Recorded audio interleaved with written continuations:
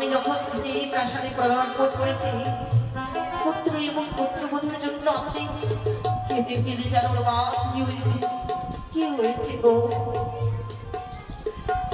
এই কথা তুমি শুনতে চাইছো? আমি পূর্বে বলেছি আমার এই সোনালি সংসারে এত শ্মশানে হয়ে গেছে। কেন মা? এই চম্পকের প্রাসাদে আমাকে সবাই সবাই রাজ্যে মাথা বলে, কিন্তু আমার এই অরুণজাত সন্তান নেই, সবাই এই আমাকে রেখে ছেড়ে চলে গেছে সে জমালয়ে। ওগো ঝলকে, আপনি ওই নিয়ে ভেঙে পড়বেন না মা। নিশ্চয়ই হয়তো তারা আবার ফিরে আসছে। না না না, আমি জানি যে একেবারে মারা যায় সে কি কোনোদিন আর ফিরে আসে না।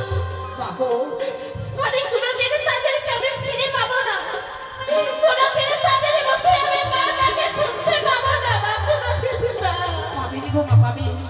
আমি কথা দিচ্ছি আপনার পুত্র পুত্রবধূ সকলেই আপনার কাছে আবার পুনর্বার ফিরে আসবে। কিন্তু মা, আপনার সঙ্গে যেন কথা বলতে বলতে অনেক কাল বিলম্ব হয়ে দাঁড়ালো। কিছু আমার আপনার সেবাদের জন্য নিয়ে আসুন। ওই বাসরের ঘরের কথা তুমি বলছো না?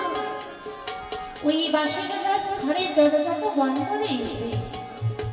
যাওয়ার সময় বলেছিলে আমার পুত্রবধূ যে মা গো, এই বাসরের দরজা যে হস্তে বন্ধ করে গেলাম, এই বাসরের দরজা যেদিন এমনই ঢুকে সেদিন আসবো আপনার এই পুত্রকে প্রাণদানে দিয়ে ফিরে আসবো ওই গুঞ্জরিয়ারে থেকে।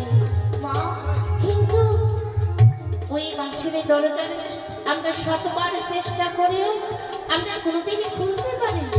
বাবু, আমি কথা দিচ্ছি বাসরের ঘরের দরজা রয়েছে খোলা।